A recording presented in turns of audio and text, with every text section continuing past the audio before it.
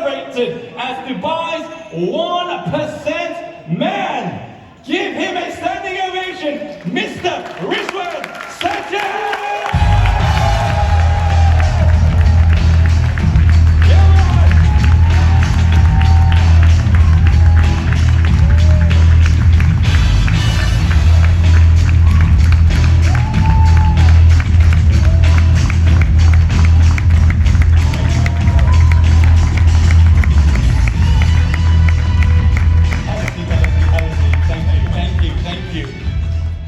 Have a seat, everyone. Have a seat, everyone. All right, you know what? How many of you are excited that Rizwan's here? You've got quite the fan club. So we're going to do a little bit of a Q&A with Rizwan. Would it be okay if we just pull back the covers and just be up close and personal? Would that be okay? Absolutely. Would it be okay with you as well? Yes, okay, wonderful. So, thank you so much for joining us. Absolutely, I'm so glad. I didn't expect this sort of a welcome. So thank you guys, and I'm sure we're going to make it very, very interesting. So yes, again, thank you for being here. And do you know what? I'm just going to cut to the chase. How much is that? I'm going to cut to the chase. I'm going to ask you some questions if you don't mind. And by the way, in a moment, when we're done with some questions from myself, we're going to go into the crowd where you can ask your questions too. Would that be okay, everyone? Yes? So start thinking, because this may be serving all of you. So the first question I want to ask you is this. I want to be very honest. Do you know what you created? Are you a genius, or was it just luck? No, it's not nothing called genius or nothing called luck. If you don't mind, I can tell my story in fast forward as fast as possible. So I was born in a lower middle class family where my father could afford to send me to school. Only he could afford the school fees. He could not afford even the school bus. My pocket money was only 15 rupees at that time when my other friend was getting 150 rupees. So it was very embarrassing for me at that particular time because my 15 rupees is still finishing in the first 3, 4, 5 days of the month. And the balance 20, 25 days I didn't have money to buy something from the canteen. So I had to go and ask my friends, can you please buy me a samosa or chai for me? And that was really embarrassing, asking your friends every now and then. It was putting me in a different situation. So I went and told my father, look, father, I need some more money because you put me in the best school, but without the pocket money, how am I going to survive? And I was only 13 years old at that particular time. So father said, no, I can't give you money more because this is my balance sheet and this is what I'm making and this is I'm spending. I don't have extra money for you. So you will have to manage with it or you can change your school. So I didn't want to change my school because the school was very nice. It was a convent school. So I told my father, look now, I have only option left but to earn some money for myself. Now how do I earn my money? He said, how are you going to earn your money? I said, I'm going to do some small business. So what business you want to do?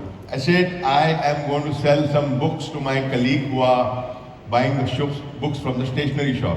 So I borrowed from him 500 rupees. I went to the wholesale market, picked up the books from there, went and spoke to all the all the students' parents, and I told them, look, these books are there. Will you please buy from me instead of buying from the stationery shop? They were very happy because I was giving them at the same price delivered to the house. They started buying the books from me. I started making 10-15% margin on that. 500 rupees means 75 rupees first block. Again went and bought the book. So like this, I had, instead of 15 rupees, now I had 150 rupees in my pocket on that day. And I was offering my friend, take money if you want. If you want, I will buy the samosas for you. So that's how I started. So that's how I started my journey. After that, I sold firecrackers. I sold some, in India we celebrate Raksha Bandhan. So Rakhi we sold. And there was a time when all the festivals were over, the schools were over. Now what do? I need that 100 rupees to survive for me to go to the canteen and spend some time with my friend. So then I said, okay, I got a job. Somebody offered me a job as a milkman. Milkman means, in Bombay we have this culture of selling the milk where we call that a bhaiya. In the person who sells the milk in India, we call it as a bhaiya. So the bhaiya comes in the cycle with the 2 cans of milk and he goes house to house and deliver milk as you want.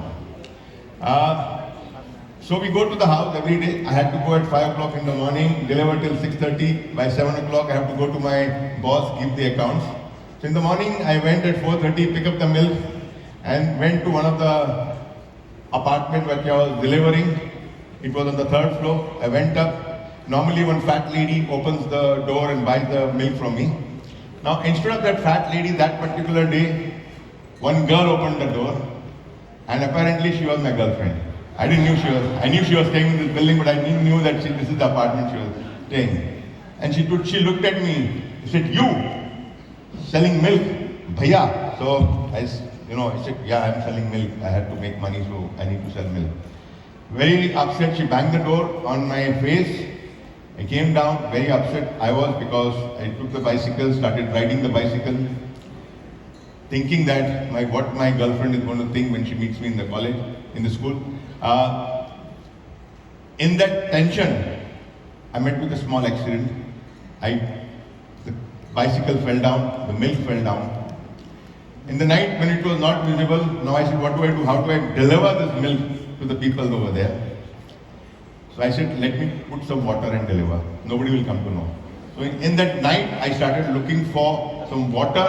I found some container over there, put some water and delivered the milk. And I said, okay, nobody will come to know.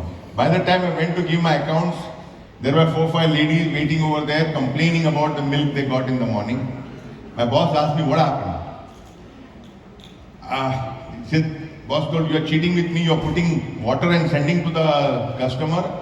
I said, no boss, nothing like that. It just happened like this happened. My bicycle fell down and I had to then put water. So that particular day, the boss was very angry. He says, from tomorrow, don't come to work. It was 27th of the month. I remember very, very well. I had worked the whole month. After 2 days, I was going to get my salary. So that particular month, I did not get my salary for the whole month. I lost my girlfriend and I lost my job. So that's some incident of the life you can never forget in your life. So always, whenever I get a chance. So this is how I started my humble beginning in my school days. Everything was good at that particular time. I had to only work and make for my pocket money. But then came a time when my father expired at the age of 16. He died in a train accident. Earlier, I was only had to make my pocket money. But then the whole responsibility of making sure that my people who were staying in my house, my sister, my brother, my mother, had to be fed properly. So I didn't know what to do. I started asking help of relatives. As usual, at particular time when you require your relatives, majority of them don't turn up. They turn their back and say, sorry, we are not able to help you. And that's what happened with me also. I started looking for here and there some help. Then I went to the old company where my father was working for 20 years. They gave me a job for 2,500 rupees. I wrote to my uncle in Kuwait. I said, uncle, look, I don't need money from you. Just give me a job. I want to come to Kuwait and start working for you so that I can take care of my family. I was only 16 and a half years at that time. Uncle wrote me a letter, look, beta, you can't come now because you are only 16 and a half years and in order to work in Kuwait, you require to be 18 years. I thought this uncle is also trying to, give some excuse and not to call me. Anyway, I started working in that Nathani Steel Private Limited, the little provident fund which my dad had made. I put that into the bank, that interest I was getting, and somehow I was managing, doing some small business. That means going to Nathani Steel in the morning from going to the college from 7 to 10. After 10 o'clock, going to Nathani Steel, working over there, and my business I was taking care where I had to work from 5 o'clock till 12 o'clock in the night. Managing somehow, life was very, very difficult, but somehow managing. On 18th birthday, I got a letter from my uncle in Kuwait. He says, if you remember, you had written to me that you want to come to Kuwait. And if you still want to come to Kuwait, I can give you a job. I can never forget that day. Because he remembered me, he called me to Kuwait, and that changed my life. I started working with him as a training salesperson. I was trying to make 6,000 rupees. Manage my family, and he gave me a job of 18,000 rupees. So that was 18,000 rupees plus commission. From beginning, I always felt that I was a good salesperson. So he put me into the sales. And luckily, I was able to do very good sales. It was a building material company in Kuwait. Its company's name is Atlas Commercial. It's still there. My cousins are still working there, uncle's children. So that company, because of the sales ability, I was able to make enough money. My salary was only 1,500 KD, but my commission was more than 1,200 KD. So I was earning about, instead of 18,000 rupees, I was earning 1,50,000 rupees or 1,80,000 rupees every month. That was a good money. I'm talking about 38 years ago. So the money which I had, I bought, first of all, I got my sister married. Then I got myself married. Then I bought a house next to Shah Rukh Khan's house in Bandra. Life was perfectly all right as what a middle class person would look for it. Everything going perfectly, and then another bomb comes in. Saddam Hussein comes in. Saddam Hussein comes in and he invades Kuwait. Morning, I was sleeping. My uncle who was in London, he called me, Rizwan, get up. I said, what up, uncle? You know, Iraq has invaded Kuwait. I did not know the meaning of invade at that time. So I asked him, what do you mean by invade?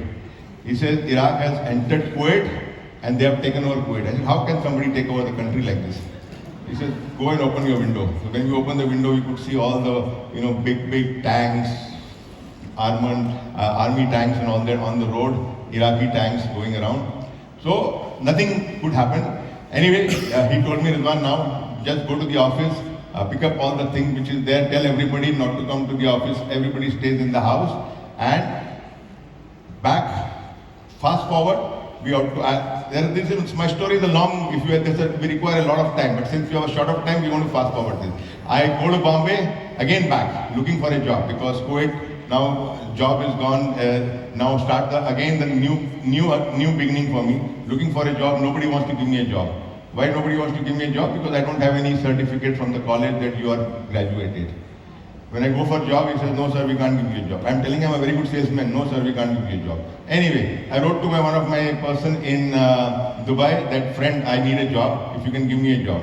Now, this friend offered me a job, again back to the salary of what I started in Kuwait, that 1,500 dirham salary. He offered me, he said, in case if you want to work, you can work for me. Imagine I was making 15,000 dirham, then somebody again offer you a job of 1,500 dirham. What you will do? I think majority of the people will say, no, I don't want to take this offer. But I had no other option. I took that job again with that 1,500 dirhams, started working for him and started making money on the virtue of commission. 1 year down the line, I said, look, I also again made money over here. So I told my wife, now I think I should do my business, because when I didn't have money in school, I made money. When I started working in Nathani, I made working. When I went to Kuwait, I made working. When I came to Dubai, I made money working for everybody. I think I should do money. My wife says, you're crazy. Just now you settled down and now you want to take another risk of working. I said, look, I have this small money. Let me try. If it doesn't succeed, then I will take up a job. I gave her 30,000 rupees. I said, 6 months you're going to manage with this 5,000 rupees per month, and balance 70,000 I'm going to use in my business. With this 70,000 dirham which I had, I bought a trading license. I got a car for myself, I rented an office, and doing a brokerage business. And with that business, I started this company called Danube Building Material. And today, Danube is the #1 building material company in the whole of India.